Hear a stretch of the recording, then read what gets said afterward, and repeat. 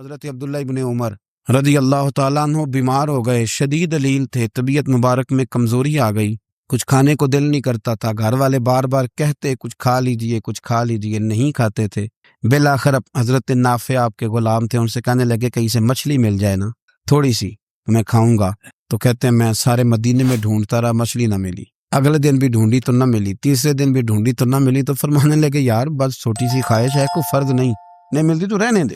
کہتے ہیں چوتھے دن مچھلی مل گئی، میں 1.5 دینار کی مچھلی لایا، لا کے حضرت عبداللہ ابن عمر رضی اللہ تعالیٰ عنہ کے سامنے جو مچھلی رکھی تو آپ نے لقمہ روٹی کا توڑا تھا، مچھلی کو لگانے لگے کہ دروازے پہ فقیر نے آ کے آواز دی کچھ کھانے کو دو، تو حضرت عبداللہ ابن عمر نے روک لیا اور ہنسے۔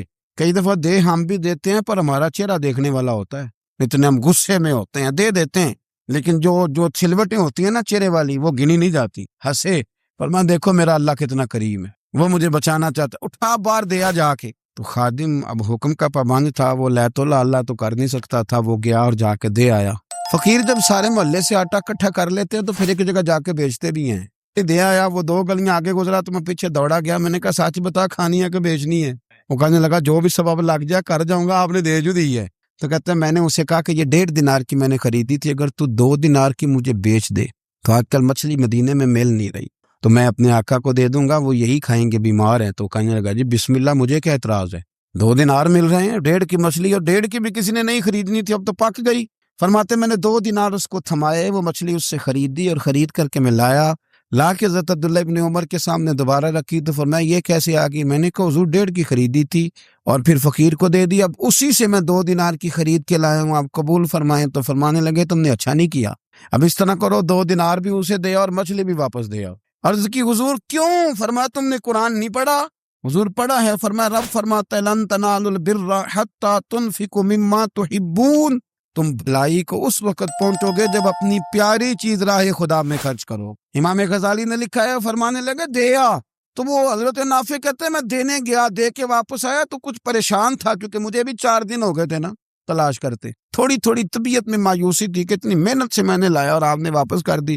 تو حضرت عبداللہ ابن عمر نے مجھے قریب بٹھایا، پھر مجھے تھپکی دی، فرمانے لگے پتر میں نے ویسے بھی کبھی جھوٹ نہیں بولا اور آج کل تو میں ویسے ہی بیمار ہوں، ٹائم ہی نہیں، وقت ہی نہیں، موقع ہی نہیں جھوٹ بولنے کا، میں تجھے سچ بتاؤں مجھے مچھلی کھا کے اتنا سکون نہیں ہونا تھا جتنی اللہ کے راستے میں خیرات کھا کے مجھے سکون ہوا۔ تو تجھے تو میری راحت سے غرض ہے نا کہ مجھے راحت کیسے ہوتی ہے، تو مجھے سکون ملا ہے راہ خدا میں دے، میں نفسانی خواہش پوری کر لیتا تو یہ میرا نفس کل پھر مجھ سے مچھلی مانگتا، پرسوں کہتا نہیں چھوٹے گوشت کی یخنی بھی چاہیے۔ ہم لوگ الجھ گئے ہیں، بہت بڑے قیدی ہیں اپنے آپ کے، بڑے قیدی ہیں، سارا دن اپنی خواہشات کی تکمیل میں بھاگے رہتے، بڑے بڑے سونے نوجوان۔ میں ان پہ تنقید نہیں کرتا، مجھے ان پہ ترس آتا ہے، جب میں رات کے اندھیروں میں انہیں ٹیلی فون لے کے چوکوں میں کھڑے دیکھتا ہوں تو مجھے رحم آتا ہے، میں کہتا ہوں دیکھو نفس کی خواہش کے پیچھے یہ کیا مثلا آخر کیا ہے، اس میں ایک عورت کے پیچھے تباہ کر لیا اپنے آپ کو، یعنی زیادہ سے یہ کوئی مقصود ہے، یہ کوئی مقصد حیات ہے جس کو مقصد بنا لیا ہے؟ میرے عزیز بات کو سمجھ لیں، اتنا خوبصورت آدمی ہے اور اتنا اس کا اونچا قد کاٹ ہے، اور کیا کس کے پیچھے یہ بھاگا ہوا ہے؟ بڑا سمجھدار، دانشور، عقل مند آدمی، ذی روح بندہ، لیکن اس کا سٹیٹس آپ یہ ملاحظہ کریں کہ وہ 20-40 ہزار کی خاطر جھوٹ بولتا ہے، دھوکہ دیتا ہے، فریب اور فراڈ کرتا ہے۔ ہم اپنی نفسانی خواہشات کے پیچھے اس طرح بھاگتے ہیں کہ ہم اصل سے رہ جاتے ہیں۔ میری باتوں کی سمجھ آ رہی ہے آپ حضرات؟ تھوڑا تھوڑا کر کے ایک ایک کر کے ان کی باتیں کم مانیں۔ وہ ضروری تو نہیں نا کہ سویرے ناشتہ بازار سے اپنی مرضی کا تگڑا کیا ہے، بازار سے لا پوڑیاں چنے بہترین کھائے، اور پوڑیاں چنے ابھی کھائے نہیں، شاپر میں ڈالے ہوئے ہیں اور وہ لے کے ابھی آ رہا ہے، تو ساتھ ہی رستے سے گوشت بھی چھوٹا اچھا لگا تو 2 کلو وہ بھی لے آئے کہ پوڑیاں چنے کھاؤں گا اور دوپہر کے لیے گوشت پکاؤں گا۔ وہ پہلے یہ تو کھا لے صاحب، اس سے تو نجات پا لے، یہ پتہ نہیں ہضم ہوتا ہے کہ کچھ اور کرتا ہے تیرے ساتھ، لیکن وہ گوشت بھی ساتھ لے آیا، یعنی ٹیبل پہ ناشتے کے ٹیبل پہ بیٹھ کے فیصلہ ہو رہا ہوتا ہے کہ ہم نے کیا کھانا ہے، ہم نے کدھر جانا ہے۔ سنگیو یاد رکھو، باتوں کو سمجھو اور غور کرو، یہ تھوڑا تھوڑا کر کے جب ہم چھٹکارا حاصل کرنے کی کوشش کریں گے نا، چھٹکارا حاصل کرنے کی کہیں جگہ سے کسی جگہ سے اگر آپ کو تنبیہ ہوتی ہے نا، تنبیہ، اس میں بھی بڑا مزہ آتا ہے، اس میں بڑا، ہمارے ایک بزرگ تھے تو ایک دن میں گیا تو کہنے لگے الحمدللہ آج میں بڑے سکون میں ہوں۔ میں نے کہا جی وہ کیا ہوا؟ کہنے لگے میں اپنے آپ کو بڑا پیر صاحب سمجھنے لگ گیا تھا، تو ایک وابڈا کے کسی آدمی سے کام تھا، تو میرے ایک دوست نے مجھے کہا کہ پیر صاحب اس کو ٹیلی فون کر دیں، سنا ہے آپ کا عقیدت مند ہے۔ میں نے اس بندے کو ٹیلی فون کیا تو کہتا ہے پیر صاحب میں عزت آپ کی بڑی کرتا ہوں پر یہ کام نہیں ہو سکتا. کہتے ہیں جب اس نے مجھے کہا نا تو کچھ بھی نہیں تو مجھے بڑا مزہ آیا ہے، ورنہ میرا تو نفس پھول گیا تھا. میں تو سمجھتا تھا کہ جو میں کہتا ہوں ویسے ہی ہو جاتا ہے. کہتے اس نے تھوڑا سا نا مجھے لیول میں کیا ہے، مجھے مزہ آیا. یہ لوگ نا اپنے اوپر بوجھ ڈالتے تھے، یہ تھوڑا تھوڑا پیچھے ہٹتے تھے، یہ سمجھتے تھے کہ اس طرح تو ہماری تکمیل رہ جائے گی. صبح سے شام تک اگر اسی نفس کی باتیں مانتے جائیں گے تو خرابی کرے گا. دولت کا نشہ ہے بھائی، دولت کٹھی کرنے والا کسی جگہ سیر نہیں ہوتا. حسن کا نشہ ہے، حسن کا نشہ ہے. حضرت ابو بکر شبلی رحمۃ اللہ علیہ فرمایا کرتے تھے جو تیری بیٹی کو خوبصورت سمجھ کے اس کے ساتھ نکاح کرنا چاہے اسے بیٹی نہ دینا. حضرت جی کیوں؟ فرمایا حسن تو تھوڑے دن کے بعد ختم ہو جائے گا، پھر وہ اس کی قدر نہیں کرے گا، وہ تو کہیں اور منہ مارتا پھرے گا. حضرت ابو بکر شبلی رحمۃ اللہ تعالی علیہ کی بیٹی خوبصورت تھی. ایک نوجوان کہنے لگا میرا نکاح کر دیں. آپ فرمانے لگے پتر تو 1 مہینے کے بعد آنا کر دوں گا. بڑی موٹی تازی خوبصورت صاحبزادی. تو حضرت نے اسے دوائی کھلائی، اسے پخانے لگ گئے. جو پخانہ کرتی ایک مٹکے میں سنبھال دیتے. تھوڑا وقت گزرا تو وہ ہڈیوں کا پنجر بن گئی. مہینے بھر میں دست اتنے آئے کہ کمزور ہو گئی. تو ابو بکر شبلی 1 مہینے کے بعد نوجوان کو بلایا، فرمایا ادھر آ تیرا نکاح کروں. بچی دکھائی تو وہ کمزور بستر پہ پڑی. فرمایا شادی کر. کہنے لگا اس سے نہیں میں نے کرنی. فرمایا یہ وہی ہے؟ کہنے لگا جی نہیں. فرمایا تو کہتا تھا مجھے عشق ہے، کدھر گیا تیرا عشق؟ کہنے لگا حضرت صاحب آپ کیسی بات کر رہے ہیں؟ فرمایا ادھر آ. پھر وہ مٹکا جس میں گند رکھا تھا وہاں لے گئے. فرمانے لگے تیرا اس کے ساتھ عشق تھا، یہ ہے تیرا عشق. فرمایا اسے تو میں 4 دن روٹی کھلاؤں گا پھر تندرست ہو جائے گی، لیکن میں دیکھنا چاہتا تھا کہ تو میری بیٹی سے پیار کرتا ہے یا اس کے چہرے پہ آنے والی کچھ وقت کے لیے سرخی سے پیار کرتا ہے، اس لالی سے پیار کرتا ہے جو جوانی کے وقت بچوں اور بچیوں پہ آتی ہے. کس چیز کے دل دادا؟ یعنی کیا مطلب؟ نفس کی غلامی، سراسر غلامی. اور پلٹ پلٹ کے اور بڑے بڑے سیانے بندے چھوٹی سی خواہش کے لیے. بڑا سمجھدار آدمی، بڑا سیانا بندہ. میں ایک بڑے بزرگ عالم تھے، میں ایک دفعہ ملنے گیا تو پائے پکا رہے تھے، خود پائے پکا رہے تھے.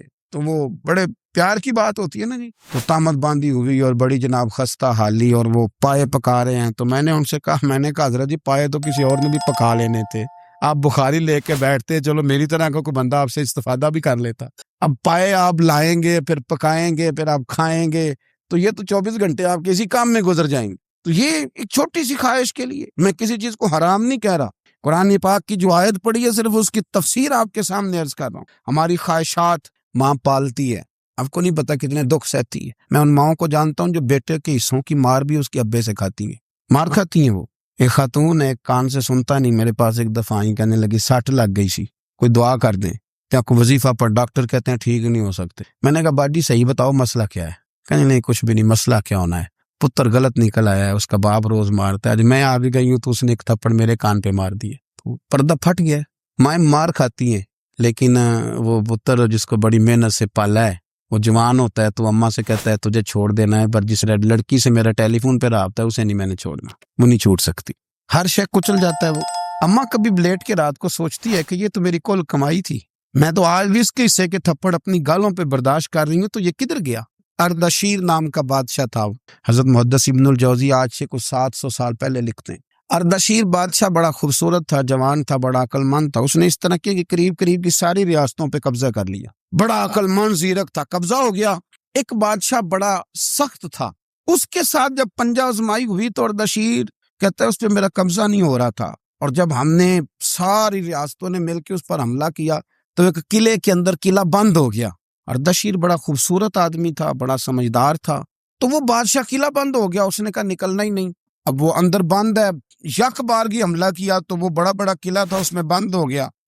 اس بادشاہ کی نا جس پر حملہ کیا، اس کی بیٹی اچانک ایک دن قلعے کی دیوار پہ چڑھی تو اردشیر کے حسن و جمال کو دیکھا تو عاشق ہو گئی، اور اپنے ہی باپ کے خلاف اسے کہنے لگی کہ اگر تو میرے ساتھ شادی کا وعدہ کرے نا تو میں تجھے رستہ بتاتی ہوں حملہ کرنے کا. اس نے کہا میرا وعدہ رہا، تو رستہ بتا. اس نے رستہ بتایا اس لڑکی نے، اور بادشاہ نے حملہ کیا تو اس کا باپ قتل کیا، اس علاقے پہ قبضہ کیا شادی کے وعدے پر.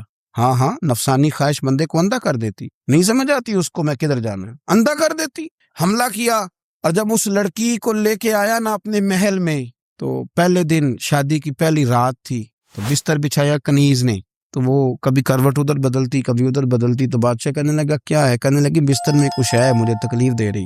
اس نے چراغ جلائے اور جب بستر اٹھایا تو ایک اتنا سا دھاگا نکلا. دھاگے سے عموماً تکلیف نہیں ہوتی. تو اس نے کہا تو اتنی نرم و نازک ہے کہ دھاگا؟